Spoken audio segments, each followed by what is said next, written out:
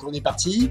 Donc bonjour à toutes, bonjour à tous, bienvenue pour cette troisième émission Mort et Rose, donc bienvenue à la maison.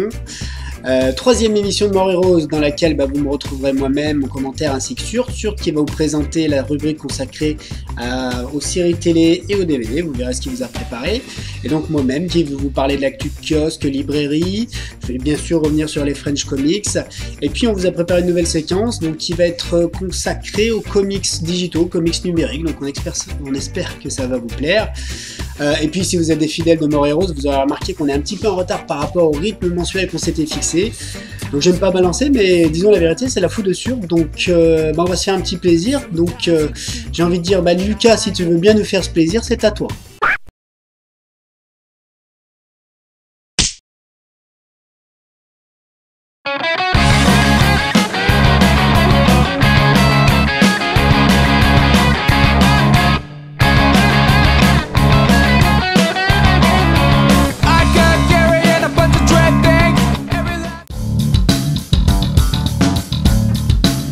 Et bien on est parti pour la rubrique kiosque. Alors je suis désolé, je fais vite parce que je crois que j'ai que 3 minutes pour tout vous dire, c'est intenable. Donc on va parler tout d'abord des kiosques avec le mois de janvier qui était finalement le mois Marvel. Pourquoi le mois Marvel? Parce que pour la première fois depuis de longues années, on n'avait que du Marvel en kiosque. Toutes les séries d'Avengers, les séries d'X-Men, les hors-séries, toutes ces choses-là. Nous, on va faire un zoom sur une nouvelle série qui vient d'apparaître, qui est la série Avengers, série de Panini, qui est intéressante à plus d'un titre. Tout d'abord, peut-être parce que c'est pour moi en tout cas le best of the best de ce qui se fait en ce moment en VF. On a des super séries, on a des super artistes. Deuxième point d'intérêt de cette série, ça va être pour les nouveaux lecteurs. Si vous êtes un nouveau lecteur, vous avez envie de découvrir tout ce que vous voyez maintenant sur grand écran en version comic book, Avengers c'est fait pour vous. Pourquoi? Puisque ce sont des sagas qui commencent, qui débutent. Donc c'est dans la continuité Marvel, mais vous n'allez pas être perdu au milieu d'un crossover. Donc allez-y, c'est fait pour vous.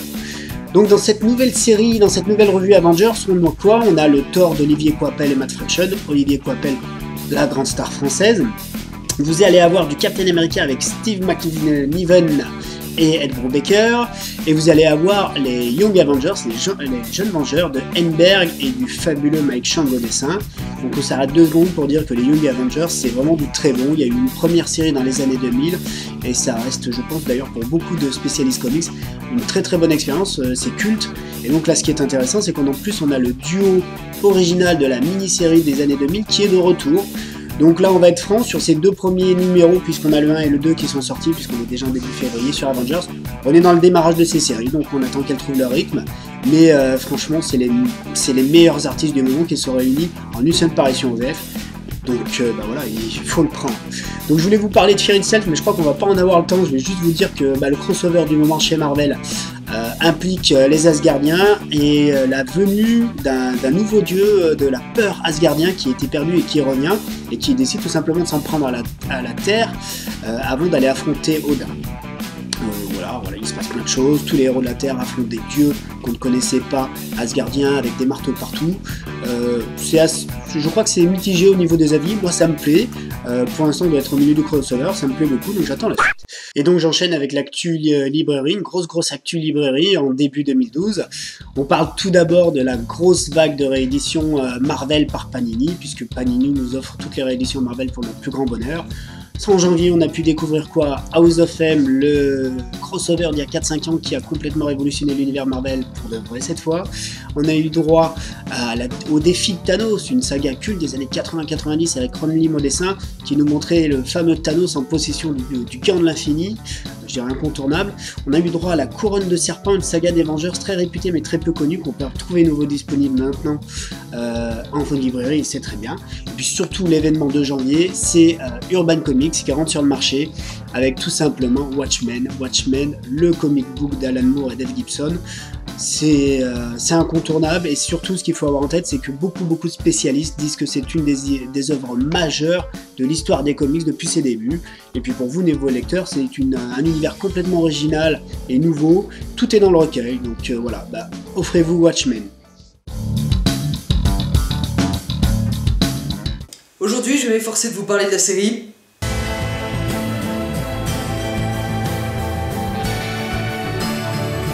Sherlock. Je sais pas du tout pourquoi je l'ai dit comme ça. Sherlock, comme le nom l'indique, c'est une énième réinterprétation des aventures du détective Sherlock Holmes créé par Arthur Conan Doyle en 1887. La grosse différence avec toutes les autres adaptations, c'est qu'au lieu de se passer à l'époque victorienne, ça se passe de nos jours. Pour ceux qui ont déjà lu des bouquins de Sherlock Holmes, ça change pas mal de choses. Tout d'abord, au lieu d'envoyer des plis qui mettent 3 semaines à arriver, Sherlock est accro aux SMS. Et au lieu de se défoncer à la pipe, il utilise des patchs. Et quant au Dr Watson, au lieu d'être un vétéran de la guerre d'Afghanistan, c'est un vétéran de la guerre d'Afghanistan en fait. Ce qui me fait me dire que l'Afghanistan a décidément jamais été une bonne destination de vacances en fait. Et au lieu de rapporter les enquêtes de Sherlock sous forme de nouvelles, Watson les raconte sur son blog. Et malgré toutes ces différences et beaucoup d'autres qui à première vue pourraient sembler fondamentales, Sherlock est sans doute l'une des adaptations les plus fidèles de l'œuvre originale à ce jour. Et ça, c'est totalement grâce au talent des deux créateurs de la série. Steven Moffat, qui est connu pour s'être déjà essayé à l'exercice du remake sur Jekyll, mais aussi pour être l'actuel showrunner de la série Doctor Who, et le scénariste Mark Gatiss. Le casting aussi est impeccable, la complémentarité entre les deux acteurs principaux offrant des tonnes de scènes puissamment classe. Surtout que Benedict Cumberbatch parvient à incarner un Sherlock Holmes à la fois fascinant et totalement charismatique, tandis que Martin Freeman est un Dr Watson qui pour une fois parvient à sortir du schéma du petit sidekick qui sert à rien d'autre que de dire « Ah Sherlock, t'es tellement plus intelligent que moi !» Un peu comme Lucas avec moi en fait. Non, mais arrête. Après 2 saisons, Sherlock est parvenu à se faire sa place parmi les meilleures séries du monde entier. Et ce, grâce à une réalisation efficace, dynamique, moderne, et des scénarios redoutablement efficaces. Chaque saison est constituée de 3 épisodes de 90 minutes. S'il fallait chercher la petite bête, c'est vrai que l'épisode 2 est toujours un peu plus mou et moins intéressant que les autres. Mais bon, ça reste du très très haut niveau. Si vous voulez découvrir Sherlock et que vous résidez en France, vous pouvez soit vous procurer la saison 1 déjà disponible en DVD, soit regarder France 4 le samedi 18 février à 20h35. La chaîne va en effet rediffuser la première saison et diffuser dans la foulée la seconde saison encore inédite en France. Voilà.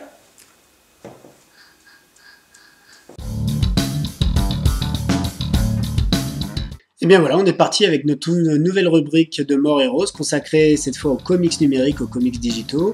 Alors, avant de vous présenter les plateformes qui vous offrent ces comics-là dans les prochains épisodes de Mort et Rose, je vais d'abord parler du pourquoi les comics numériques, puisque maintenant on se rend compte que ça arrive sur le marché.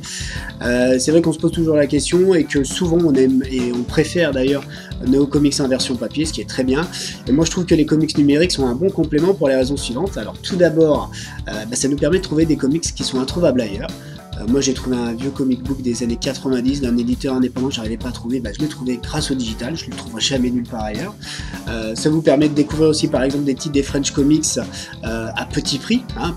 Vous allez sur AV Comics, vous trouvez à 79 centimes des titres French Comics.